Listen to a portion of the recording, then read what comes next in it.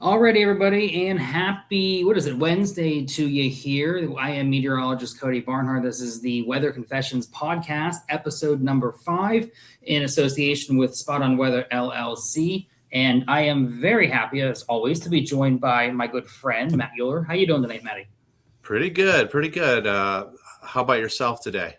Yeah, we're doing all right. As we're working through the work week, you get through midweek and then you start to taper things off overall. But the weather headlines this week, of course, a lot of severe weather across parts of the country, out toward the Midwest. You've got hurricane season, which we're going to dive into more here later on this evening. So weather still kind of busy for all of us, whether you're working or doing weather or not doing weather, right?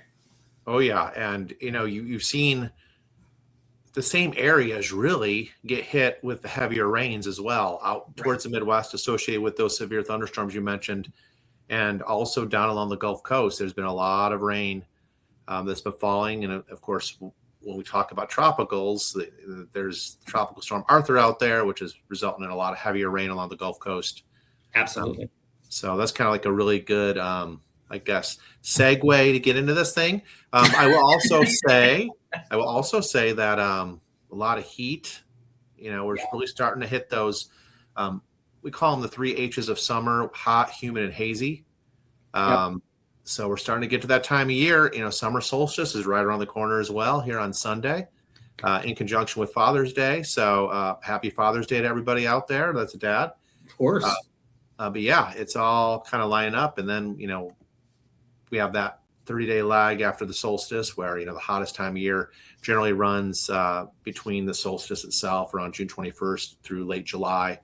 And then once we can get over that, then we finally start. The fun really gets going. Yeah. Oh, yeah. Once it hits September 1st, it starts to get more interesting with fronts, finally able to punch further south and cooler air masses and less humid air, finally giving a much needed relief to those that were suffering all summer in the humidity or the high dew points. For you guys, especially down there in that Southeast Virginia region, you don't get a lot of fronts. You get to the end of May, especially June, July, and August. There's not a whole lot there. You get to late August, you get a front, maybe 2. So for you guys, especially in September, you're talking about a front coming through, humidity decreasing, maybe the shot of something more than a shower or a storm or 2. That's a big deal because for 3 months, there's just not much weather going on for you guys down there. No, it's very challenging when you try to do things, let's say in the mid to late afternoon this time of year, because the sun is so intense. And, you may have noticed this, any of our, listeners out there, you may have noticed that in the summertime, you walk outside, whatever building you were in, maybe it's your house, maybe it's your work building, and you just get blinded by how bright the sun is. It's incredible. I always say it's a 90-watt light bulb in summer, and when we get to winter, we go down to like a 30-watt light bulb. It's much dimmer, the solar radiation intensity. So, good analogy. Yeah. I always use the watts of the light bulb for that. But I'm just glad I don't pay that electric bill, because I would be flat broke if I'm paying an electric bill for the way this heat and the sun angle both are here as you get toward midsummer. That's going to be a problem. Oh, yeah. Yep. And just trying to find places to go when it's this hot outside. Yeah. Trying to find the relief. All the AC repair companies are really busy right now this time of year, as these ACs just persistently, they're humming all day long because, just imagine 98 degrees outside. You got your thermostat set inside at like 72. Right. And it's just constant. The AC is running, and it's taking a little bit of a beating, getting wore down a little bit. So you get a lot of emergency calls for HVAC repairs. Well, we don't exactly live in Phoenix here now, where it can be 103 during the day and it's 64, 65 when you flip it to nighttime, right? Yes. You're muggy, you're just downright humid, you're miserable, it's hot, like it's day and night. And there's not a lot of relief at night. That's the other issue, is you really don't cool down sometimes during summer. So it's a double-edged sword when you think about it. Yeah, and for locations that aren't used to that at nighttime, specifically with that, those high levels, those higher dew points, and really muggy feeling to the air. I'll give you an example. Back in 1995, Chicago, if any of our listeners or viewers want to Google this after they hear us, Go to the 1995 heat wave in Chicago, and it was just unbearably hot overnight. Temperatures really never cooled very much. Over 700 people died. In fact, so many people died, they didn't have enough room at some of the morgues for the bodies. And Yeah, that place that's not used to that, you know? It just, Yeah, it was like 75 at night. That was the coolest it reached, in the morning. and I think about the big metros, Baltimore, DC, Philly, New York, Boston, up and down the I-95 corridor. And that's where you typically see that, July and August, urban heat island issues, Yes. people without central air, right? Window units, there's a problem. Baltimore City, oh boy, 3 or 4 years ago, they had a sanitation worker who actually had a heat stroke while working, just picking up trash, going along the roads and whatnot. Unfortunately passed away in the middle of the day.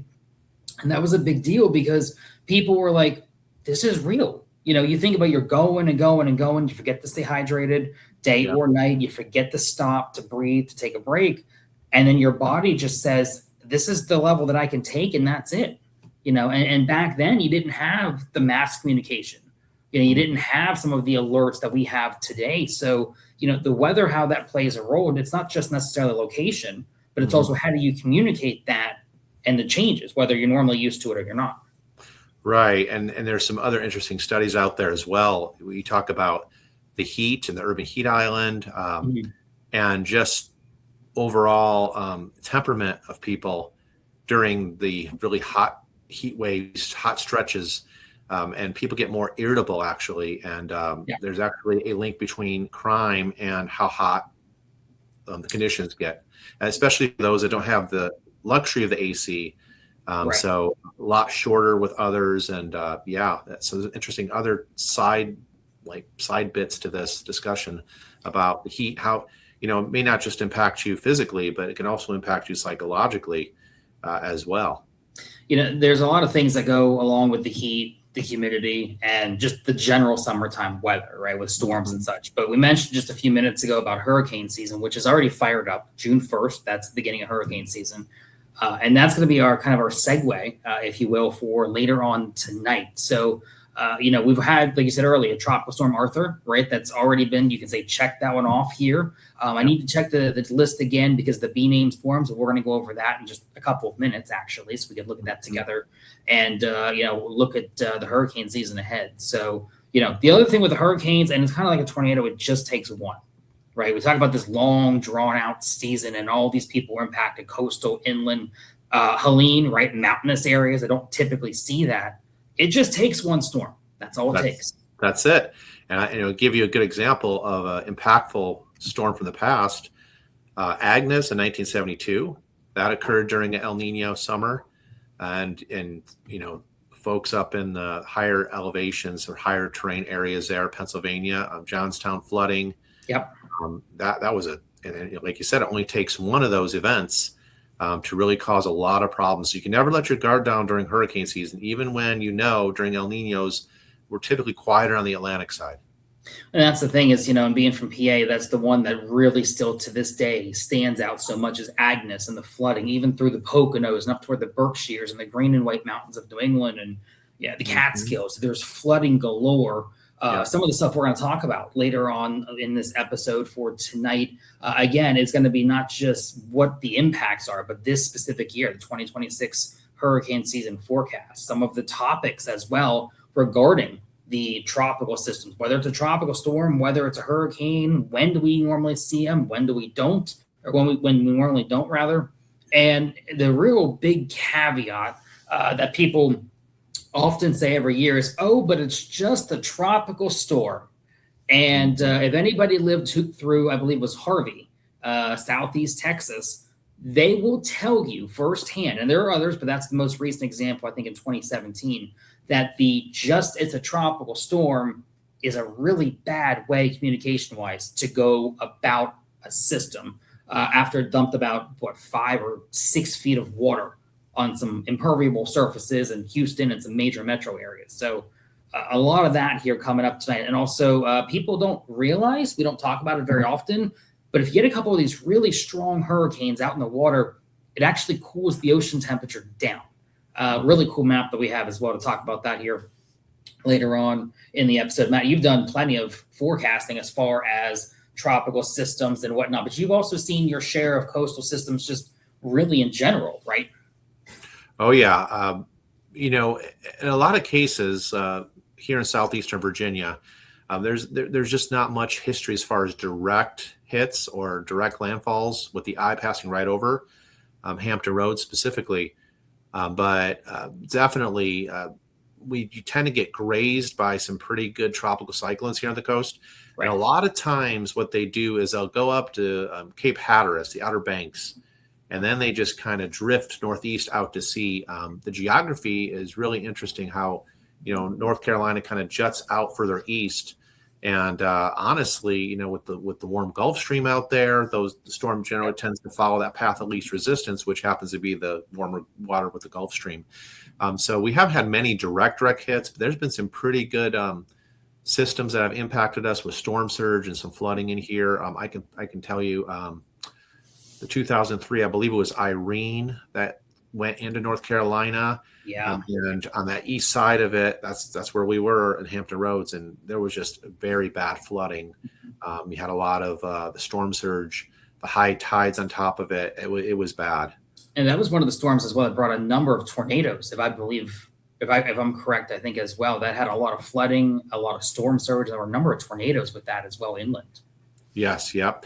That's always a threat as well, because if you can imagine, you got this really strong wind speeds over the water before landfall, and there's less friction over the water. And then once that storm moves inland over the land, that's when you really get a lot of turning of the winds with height and rotation with these thunderstorms, specifically on the eastern side of the storm track.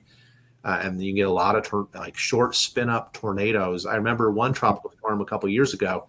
Yeah, we had tornado warnings. Our phones were going off all night long because we were on that side of the storm where things change really rapidly. And so you really got to be paying attention to the warnings. Yeah, oh, absolutely. We talk about flooding, right? Flooding, storm surge, the wind as well. Although ironically enough, the wind specifically with some of these tropical systems, it's not always the biggest threat.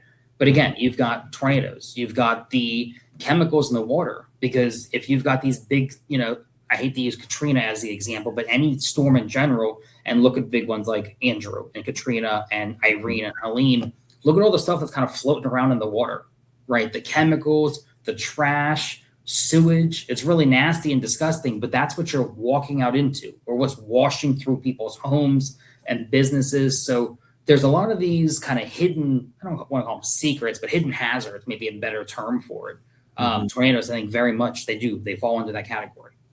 Yeah. And one other thing that you have to think about too is the possibility of some marine life in the water. People have come across, like for Louisiana, for example, with a lot of swamps, right? So if you're bringing that swamp water in with storm surge, where are those gators going? You know what I mean? So you got to be careful when you're going out and wading through the water as well, and look out for other hazards like snakes and the gators and that type of area. Yeah. So, because you're not going to see them, but they're just getting washed in with into all the houses and stuff further inland. So they're like a rock, or they're like debris. I mean, when you've got that kind of force with the water, they're just gonna go, and that water, and it's just gonna push, whether it's a creature or a rock or a stop sign. I don't care what it is. It's gonna go with the flow of the water. Yep, absolutely. Yeah, that's right. Yeah. So let's talk here. Let's kind of shift gears for a second. Let's talk more about the 2026 hurricane season. Now, these are the numbers released in May, as they typically are by the National Hurricane Center. Of course, one of those branches associated there with NOAA. And this is going to be a year, and we mentioned it during the last episode, with El Nino playing a big role as we go through the remainder of mid and late summer, and then into the fall and winter with El Nino ramping up. But you see a 55% chance there of below average hurricane numbers, 35% there in that teal, the blue shaded color near normal, and only a 10% shot here of being above. And those numbers break down to 8 to 14 named storms. Again, hurricanes are 3 to 6, major hurricanes 1 to 3. Again, I love the forecast, but sometimes I also say take them with a grain of salt, because we keep saying it only takes one. And we've seen these years where you've been below average, right? Hurricane numbers, tropical storm numbers, but the one or two that actually had a direct landfall were major category 3, category 4 storms, and you look back at the end of the season thinking, well, we only had one real big storm. But if you live in the path of where that one single storm of the entire year was, you're not having that same mindset. It's a lot different. Yes, and for the whole breakdown here, on an average year across the Atlantic, you're typically looking at 14 named storms, 7 hurricanes, and 3 major hurricanes. And we'll look at the intensity scale here coming up. I know we got a slide on that. Yep. But just keep in mind that a major hurricane is sustained winds. That's not the gusts. Sustained winds 111 miles per hour or stronger for a major hurricane. Yeah, it'll do some damage there. And again, sometimes think about a thunderstorm wind gusts where you're talking 40 or 50 miles an hour, and you've got canopies right in the backyard, tents blowing over. Now we're talking 80, 100, 120, 150 miles an hour. Forget the canopies. You're talking roofs and shingles and even storm shutters to an extent. So it really does cause quite a bit of damage. We mentioned a few minutes ago, Arthur, of course, already being checked off the list here for the season. Bertha would be the B name storm, and you can read through some of them all the way down to W. Wilfred.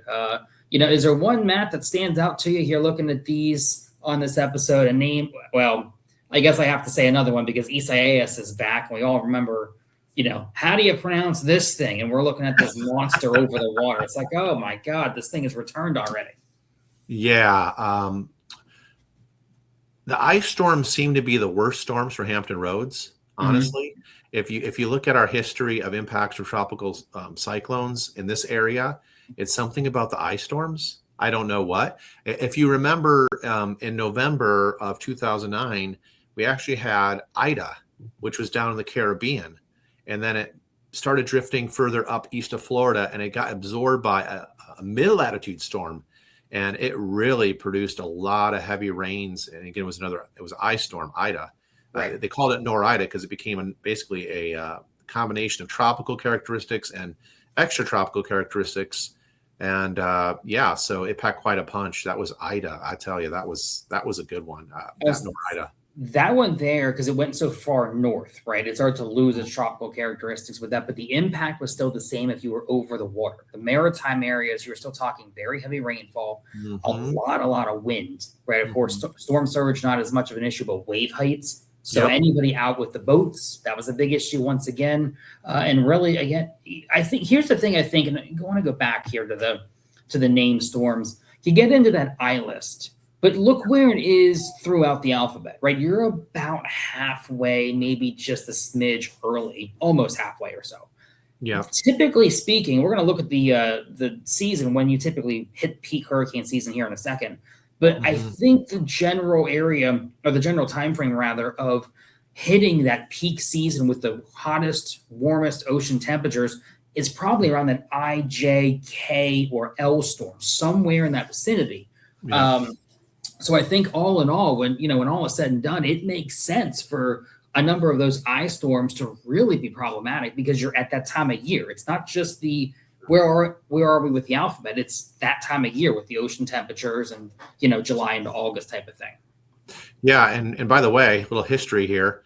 The naming convention of the tropical cyclones actually started during World War II. And what they did initially for the naming of the storms was after service members' girls, basically girlfriends, wives. Interesting. And then eventually now we have alternating lists, male, female alternating list of names. Right.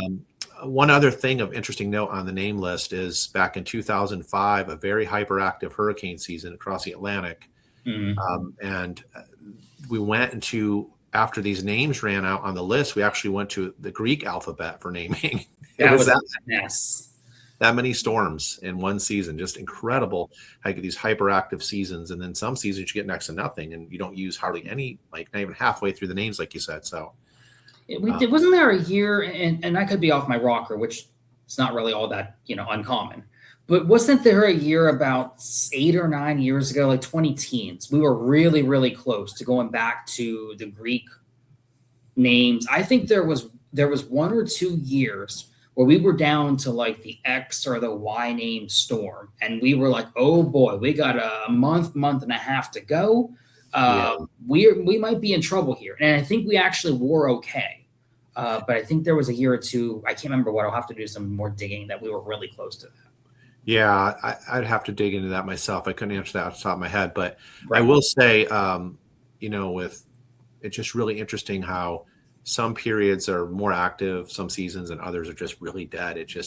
When El Nino factors into that, of course, we can talk some more about that. Right, exactly. Some of the causes of that. I think we mentioned it in a previous podcast episode about it being El Nino. And by the way, Climate Prediction Center has already declared it. So Yeah. El Nino is here. It's like after our last podcast episode, the very next day, CPC was like, by the way, El Nino's here. And I turned around and I said, you know what? I said, I just said that the other day. And you made the comment before we taped that last podcast episode. Watch, it's going to be that morning or within the next couple of days. It was the very next day after that CPC was like, yep, we're official. And it almost looks like there's no slowing down this El Nino train, according to the modeling. This thing's going to be a pretty strong one as we work our way later into the summer, into the fall. And, that's just going to, traditionally what it would do is inhibit more of the development in the tropical Atlantic waters. So we'll see if that comes to the truth or not here based on modeling. Yeah, we'll have to see. The Pacific's already been quite active. The one thing that doesn't change necessarily, right, is the wind speed with these storms. Whether the forecast changes year to year with La Nina or El Nino, that might be one conversation rather. But the Saffir-Simpson scale, of course, keeping in mind that we're talking about everything is classified via strong wind. Right, it's the wind strength. So 40 miles an hour, anything under that, there's your tropical depression. 40 to 74, that's the magic number for your tropical storm. And then you start talking about a Cat 1 there, 75 to 95, and you can read down to Cat 2, 3, 4, and of course, Category 5. There's been all of these arguments over the last couple of years, and social media has really gotten a hold of it about, do we need a Cat 6 or a Cat 7? But, I argue that at that point, what's the difference? Even Cat 4 to a Cat 5, when you get these high-end Cat 4s, you're talking winds between 130 miles an hour and 156 miles an hour. Mm-hmm. If you have a Category 4 hurricane, that's 145 miles an hour. At the same time, the damage is going to be, and the impacts are basically going to be the same as a Cat 5. What does it matter what the classification is? The impacts are the exact same thing. Yeah, I was going to mention, now, again, that scale there shows sustained winds. Right. So that's an average, I believe it's over a minute average of the wind speeds. Correct. Now, usually the gusts are 30, could be up to 40 miles per hour higher than the sustained winds. So you look at that scale and go, oh, okay, it's about 111 mile per hour sustained winds. But then you got to factor in the gusting aspect of the winds, especially around the eye wall of the storm, around the eye, and then also with the spiral rain bands and how, squally weather kind of hits with those heavier bursts of rain and the gusty winds as well. That's the other thing too is, and it's a good reminder to look at anytime you're looking at whoever you're looking for at the Weather Service. If I know there are people that watch like other things, AccuWeather, Weather Channel, whatever you're watching, again, Weather Service, Hurricane Center, number one go-to if you ask any of us. But if you're watching, right, somebody else, and you see at the top of the screen, they've got the ticker and you've got wind, and then that's your sustained wind, and then your wind gust. And you'll see the two differentials. Yep. And it's very much like you said, 30, 40, 50 miles an hour stronger on the gusts than the sustained wind as well. But the other thing you really have to keep in mind, once again, is each storm, it develops differently. We need the same ingredients for that. You need some kind of tropical wave. A lot of times, especially early in the year and even the middle, I would say the middle third of the year, so the first 2/3 of the year, you really start looking off these little waves of energy, and these waves coming off the coast of Africa. They traverse across what we call the MDR, your main development region, and that's really your central Atlantic basin where you've got some very warm waters. Of course, as you go south, closer to the equator, things get even warmer, but that warm water, when you get close to 80 degrees, that's what you're looking for here. It's about 50, I think it's 50 meters, right? 164 feet. But overall, again, 80 degrees, you walk onto any beach into the water and you're thinking, man, I've got it made. This is a great day. But if you're out there and you're the hurricane, you're thinking, oh boy, I can take advantage of this. And then you get the shear, Matt. You got big problems with the shear unless you have low vertical shear where the wind gets kind of cut off. And that just allows that storm to develop even further. Yes. And one other thing here, these are the ingredients for development. But in addition to that, if you have higher vertical wind shear, which kind of rips the thunderstorms apart, Right. additionally, you have the Saharan air layer, that dust coming off of Africa that will choke those thunderstorm updrafts off. And that's also, in kind of contrary to the ingredients, is kind of works against development. So I thought I would just throw that out there. I was just thinking about the dust from Africa and how it can blow on the trade winds all the way across the Atlantic, even into the Florida and the Caribbean. It reminds you, when you look on a map, it reminds you, think a couple years ago, we had all those horrible wildfires in Canada, right? And you saw all the smoke. Everybody had those smoke maps across the northern and the eastern 2/3 of the country. You see that quite frequently out west, where Colorado and California and Nevada, et cetera, they've got those big wildfires. You see those smoke plumes on the radars and the satellite. That's kind of what we use with those, right? You can track a lot of that on the satellite data. And in theory, that's a great thing to have because, like you said, it chokes off some of the tropical nature of it, or what may eventually be the tropical nature. And it tries to maybe say minimize or at least lessen some of those potential systems that are going to develop. Mm-hmm. So there's a big impact on those. You talked about the eye wall earlier, and I love this diagram, right? We're talking, of course, everybody knows, man, there's a big eye right there in the middle. Air is rising, air is sinking. You have this constant struggle of back and forth.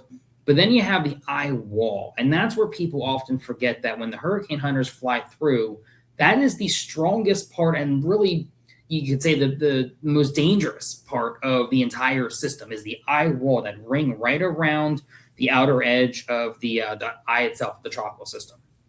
Yeah, there's been a lot of stories in the past, before we really knew the structure of these storms well, where people would get hit by one side of the storm, like one of the eye wall areas, and then the eye would come overhead, and the eye is a calm region. Mm-hmm. So the winds get really light. They come out and assess their damage, and then here comes the other side of the storm with the other part, the other eye wall come wrapping around the eye, just comes in, and all of a sudden the winds get elevated again. So right. People have come out and assessed the damage, thinking the storm's over in the past before we really knew the whole anatomy of these things. And then they get hit by the other side of the storm. It's like halftime, right? Wait for the Super Bowl. It's like, oh, the first half was great. You've got food, you've got the pizza, you've got the beer, you've got the commercials. Guess what? You have 2 more quarters. That's the second half of the storm coming through. That's a great analogy right there. Yeah, that's absolutely right. You also have the other thing that you have too, is you also have the lungs of the storm. And it's a weird name. We talk about it pretty often. We say that it looks like it's healthy or it's growing necessarily. But when you get the outer bands, and it's kind of those curved, the curved clouds, if you will, that's the inflow of the air that's coming in. You get some of that exhaust, the outflow as well, air moving in, moving out once again. So you have all of these moving pieces. And again, going back to the Saharan air layer, right? The dust, the dry air, going back to the shear, the way if there's higher amounts of shear, it'll allow the storms to basically be sawed apart. If you have very low shear, the wind direction pretty sustained overall, if you will, consistent, then the next thing you know, you've got a storm that's strengthening rather quickly. So, there's a lot of moving pieces when we talk about this. And we mentioned that these waves come off of Africa as far as the eastern seaboard goes, but when you get closer to home, later in the season, you start looking closer to home, the southern parts of the Atlantic, the Gulf, Central America, you can see there in the Pacific as well. And even again, eastern side of Africa and over through really the other side of the globe as well. And I love this diagram. This is great. You found this one. This was wonderful. Yeah, this one really gives a depiction of how these tropical cyclones track across the oceans, where they tend to form with the orange coloring. I will say, beginning of the season, June into early July, a lot of these systems will form closer to the U.S., into the Gulf or just off the eastern seaboard. And then as we get later into the season, these tropical cyclones form further out into the Atlantic, the equatorial Atlantic, right in those tropical areas out there. And then to end the season in October, and as we kind of wind things down, again, we have these fronts come off the coast, and you get some low pressure to develop along them, and now the threat's closer to home again.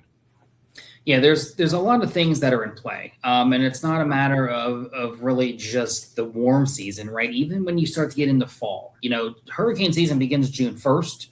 but it also runs all the way through the end of November, right? November 30th as well. So you have a nice long gap here of time. And you're thinking by October, November, what hurricanes, what tropical storms? It's, you're talking frost and freeze and pumpkins. But we've had them before.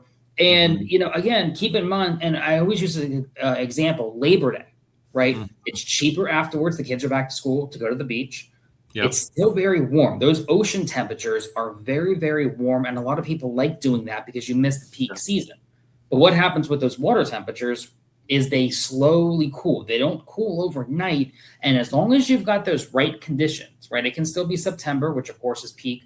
You still have October and early November in some parts of the region some parts of the world, rather. You can still have, again, a lot chillier air over land. And as long as you've got those right conditions sitting over the open water, then all of a sudden, next thing you know, you turn around and you got 65, 70-degree water, right, mid-October, and you got a storm starting to spin up, and that's all it really takes. It's not confined just to the warm season. It's those warm ocean temperatures, the time frame of that. Yeah, and water definitely cools down much more slowly as compared to the air. Right. And so you got that warmest water temperatures coinciding, and we're going to show that graph here. I know the intent, right there. Look at how that works out. It just happens. Yeah. But you see how the peak in the Atlantic Ocean side is usually around September 10th. And that coincides nicely with those water temperatures reaching their warmest levels. Right. So it correlates with that. The other thing too is, we have this classified here, hurricanes and tropical storms in red and just the hurricanes themselves in the yellow.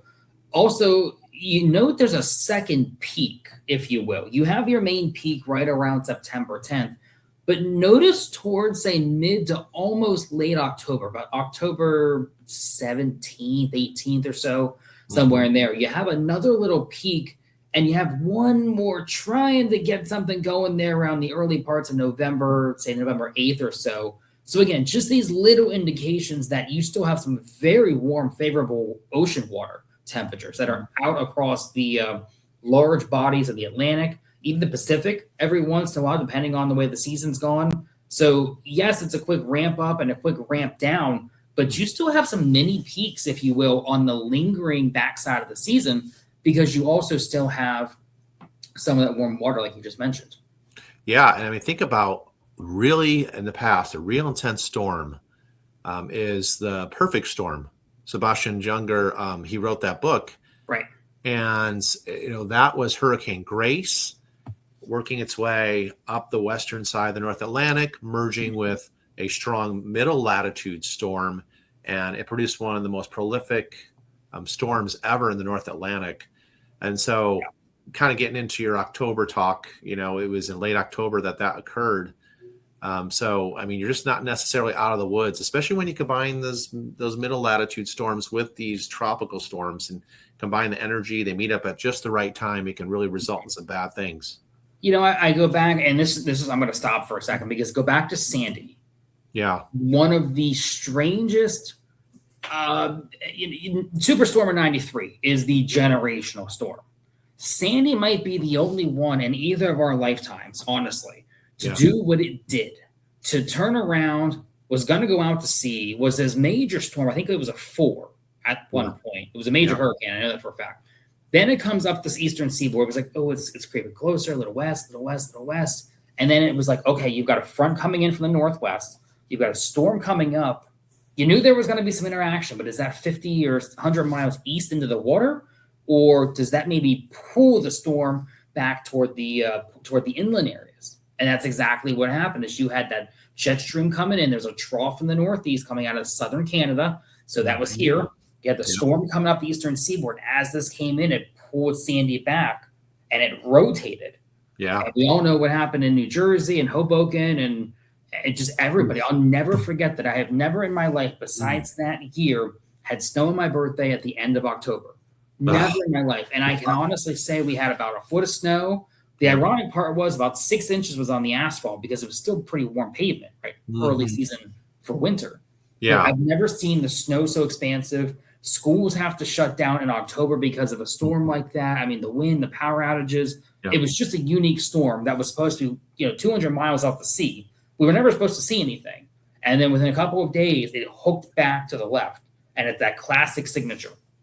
Yeah, I mean, I can't recall a storm that hooks left in the northern hemisphere either. Usually these tropicals are going to curve around the Bermuda high pressure over the Atlantic, Right. or typically when you get those troughs that come in, they're going to be steered out to sea away from the U.S. coast. And so that was just a case of just absolute, like the timing between all those pieces you mentioned just was perfect as far as steering it back hard left there into the coast, which was very unfortunate, of course, for many communities. We really were hoping for the cold front and that trough with the jet stream get in a little bit quicker, because that will push the storm further east out to sea. Yep. But unfortunately, it was one of those where is the trough really deep, so it hooks the whole thing back in, but it allows it to come further north. Yep. Is the trough not so deep, it's still further north, so it allows the storm to kind of come in, and then eventually it's kind of like you get skirted along the coast, it gets shoved out to sea. There were so many options with that thing. And again, you talk about the typical of what we see most years, not all, of the tropical seasons, but that's one of the few examples of what you almost never see. And again, I don't know if we'll ever see that again. No, and you talk about the positioning of these features in the middle latitudes, and additionally, it's the orientation of the trough. It's like is it more negatively tilted, positively tilted? Basically, negatively tilted is going to pull it back in closer. Positive is going to push it more. It's going to go more out to sea. So right, yeah, yep. You get all of these pieces, but again, we're talking about just single season pieces. We're talking this year, though. We mentioned a few times. We don't want to spend a lot of time on it with El Nino playing a big role. Yeah. What that's going to do. We mentioned in our last podcast episode. If you happen to miss that, go back and watch episode 4. It was a great one. But we have these above normal, with these trade winds above normal water temperatures in parts of the equatorial Pacific, and then you've got less wind shear as well. And what that does, again, very warm water, low amounts of shear with that wind changing direction with height at times, and that allows for more formation. I think we've already seen 3 or 4 storms in the Pacific. On the other end, though, it's the opposite, right, for most of the Atlantic, for parts of the Gulf at times as well. So you talk about some not as active Pacific season some years. This type of setup for this year with the strong El Nino, it's going to be more active likely for the central parts of the Pacific Basin and parts of the Pacific in general, where the Atlantic Basin may be a little bit quieter. So I would almost be a little more concerned if you live in the Baja of Mexico, right down toward the peninsula, Southern California. Sometimes you get a couple of these storms that sort of wiggle up a little and then kind of glance to the northwest toward Hawaii. A couple of areas that don't normally see storms as often, they may be more under the gun this year than they expect.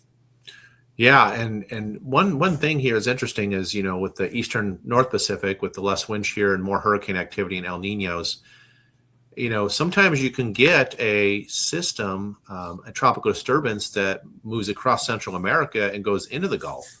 Right. And actually will impact Texas over to Florida, somewhere in there.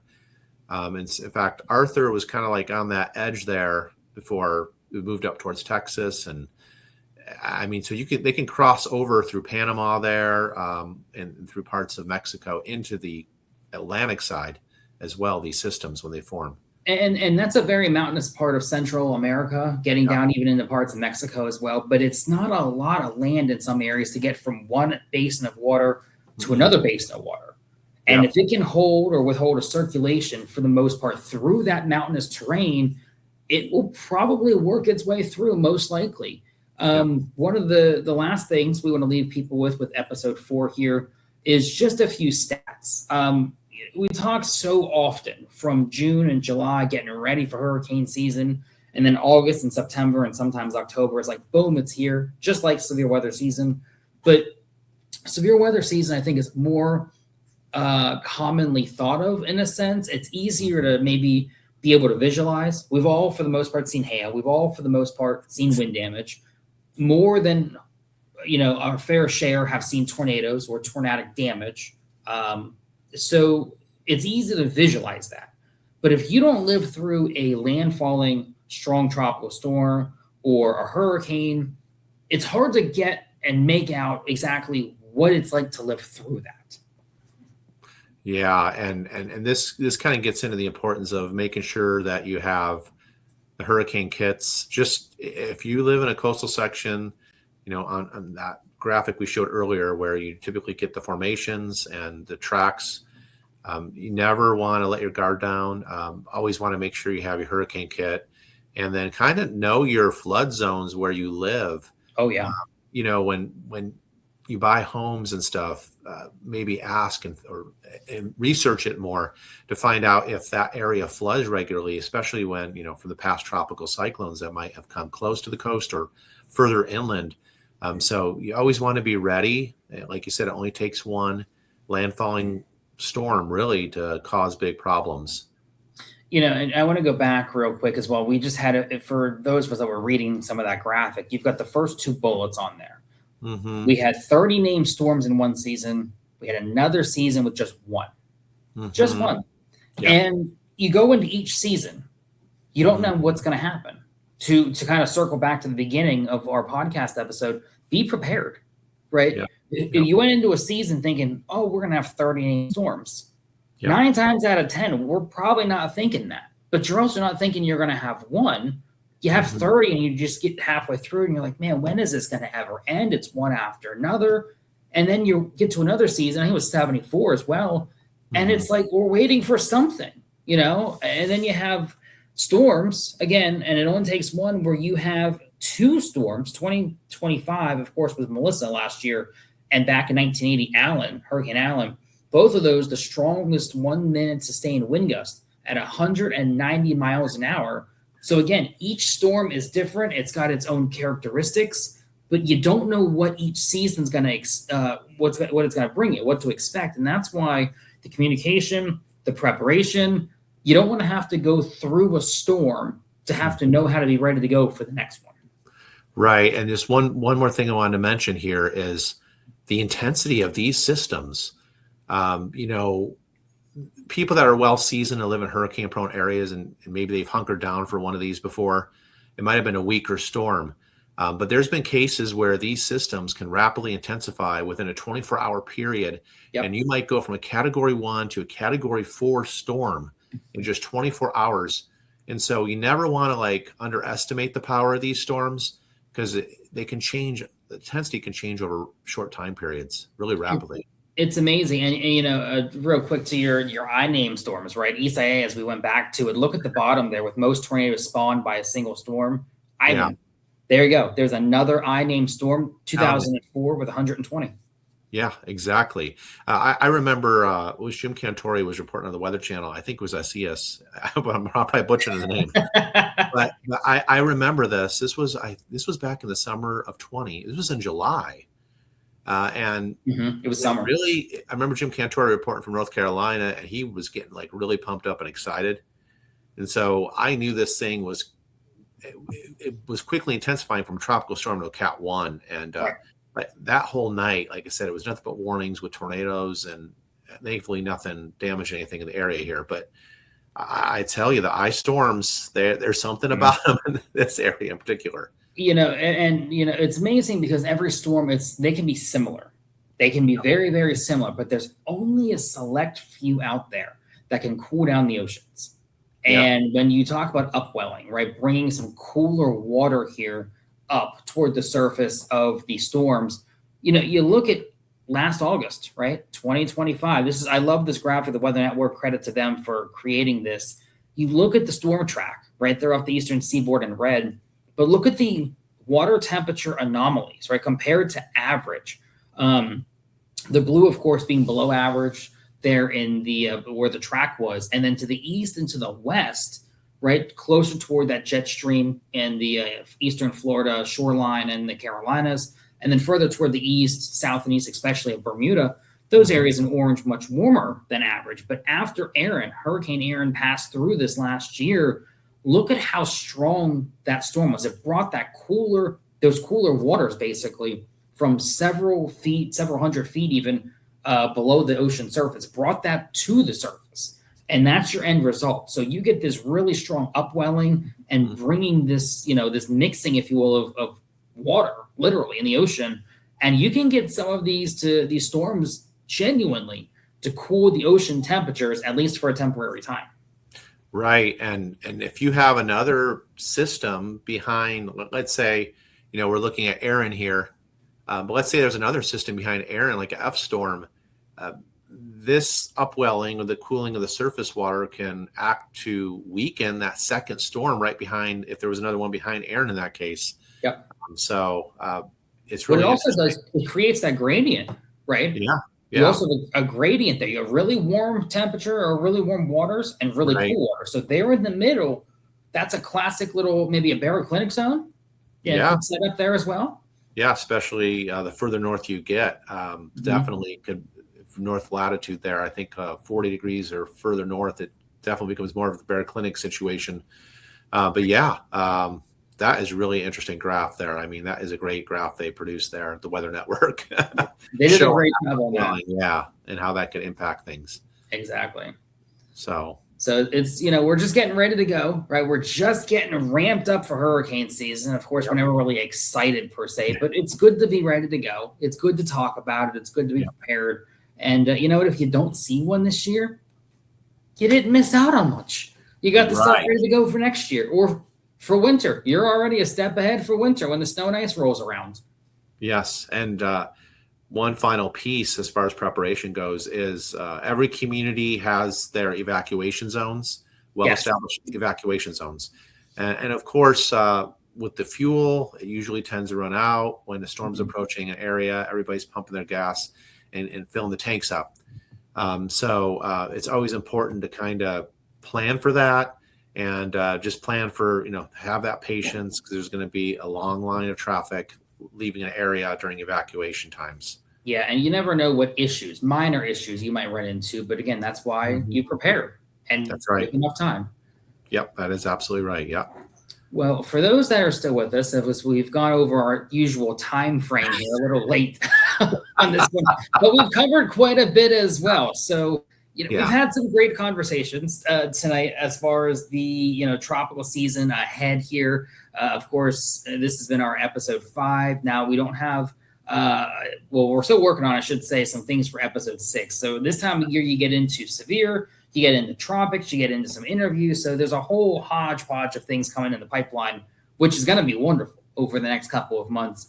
But we really wanted to make sure we honed in for this episode, of course, early to mid-June. We're just getting ready for hurricane season. And we really want people to be aware and be thinking of that once again as well. So again, in the top left, there's our QR code. If you're watching and you have your phone readily available, please follow us on our YouTube channel. Again, that's at Weather Confessions. Our Facebook and our X accounts are on there once again. Any final things, Matt, to kind of wrap things up for tonight? I know everybody's kind of ready to jump off a hurricane season, but we got a long way to go. Not really much else to add. I think we covered quite a bit of it. Yeah. So I think we're pretty good here to conclude this episode.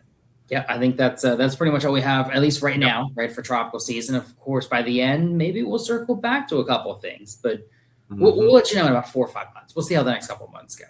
That's right. Yep. And we'll see how things turn out with the El Nino again in the Atlantic as well as the East Pacific. But yeah, we'll continue to watch this closely. That's right. And we'll circle back to it. So, alrighty, guys. Well, that has been our episode number 5 already. It's amazing. We've been doing this for 10 weeks. This is just crazy. We always thank and appreciate everybody that's with us as well. But this is your Weather Confessions podcast, again, in association with Spot On Weather LLC. We will see you for episode 6 and another great episode in just 2 weeks. Yep. Take care, everybody.